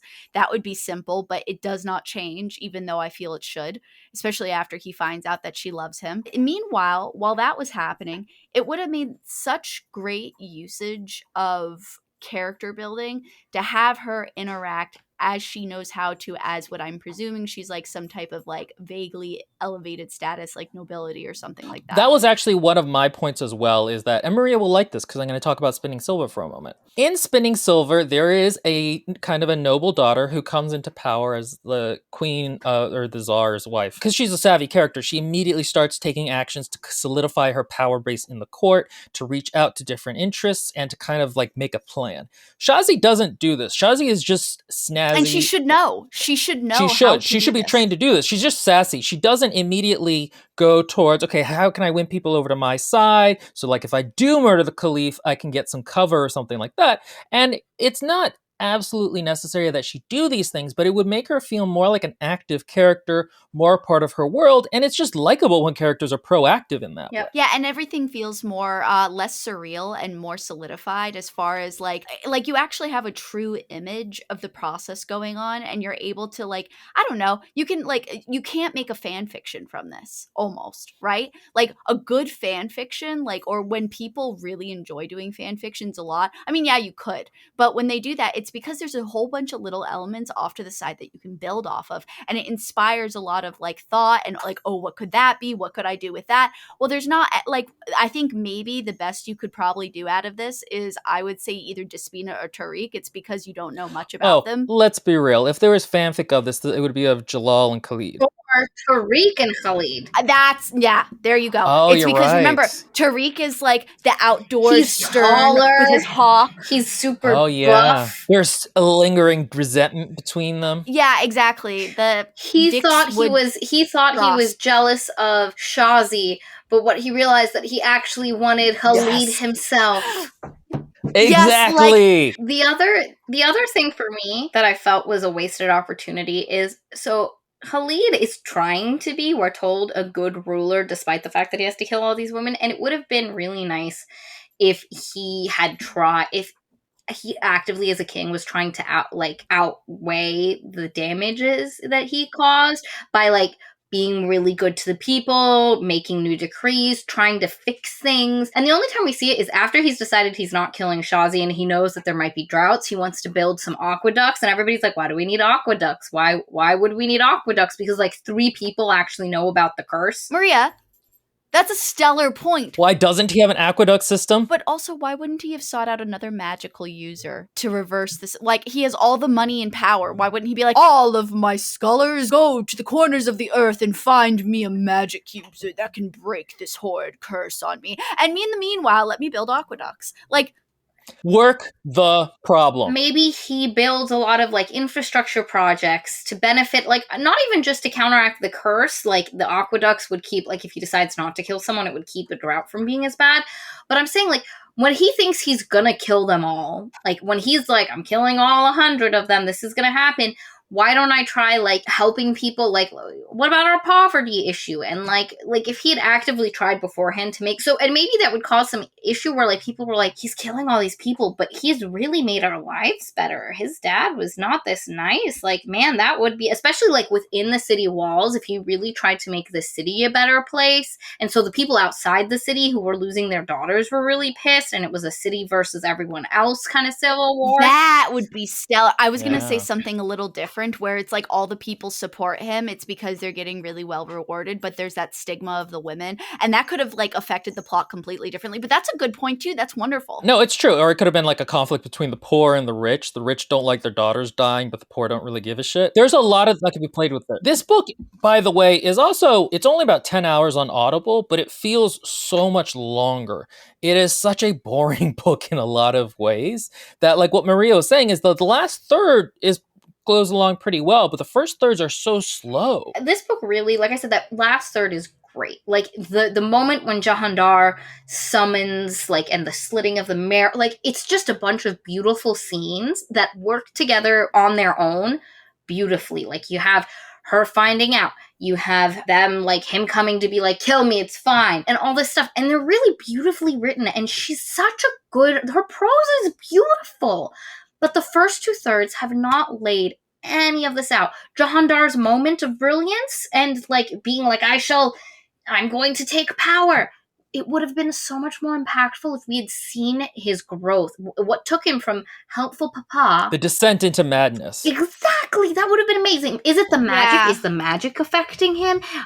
And Yeah. has it corrupted him? That would have been great if we saw it in small moments. Like, maybe at first when he killed the animals, it really affected him. But then he began to be hardened. And then there was this slight enjoyment. And so, like, these moments, which are bombastic and, like, intense and beautifully written, just don't have the impact. Like, that last third, I saw what this book should have been. I saw it. It's a first and draft. It made me so it's mad. Well, not what it seems like is it is a first Very well draft written of a fantastic first idea. Very well written first draft of an amazing concept that is not fully thought through. Also, yeah, that would have been an amazing piece, is to have little snippets of her father, and for every piece of the snippet of her father, the tone change into a more magical, mystical, more poetic piece, like where she gets into those parts where she describes things and stuff like that.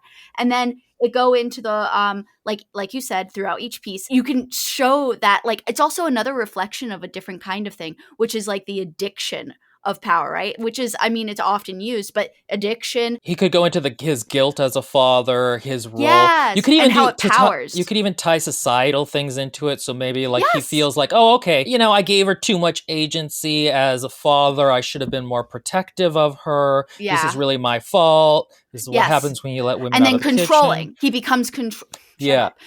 he becomes controlling, and in that controlling, the madness and everything. But it then could also be something. Sorry for interrupting, No, it's old okay. man. No, Whore. it's okay. But it could also be something where there's a little bit of a hint where the other characters, Tariq and Raheem, kind of look down on him for being weak in terms of, like, he left. Yeah. That could have festered in him, and he could have begun Oh to my hate God! himself. Yes, that's there. what I was thinking. Yeah. Yes. So there's a lot of interesting things that could be done. And it's frustrating because the writing is really so pretty. It really is. And so, because this video is officially, I think, our longest ever. So we're gonna wrap this up. I would not say I wouldn't recommend this book. I think some people would absolutely love this book. Like, if what we have said, like, has titillated you, read it.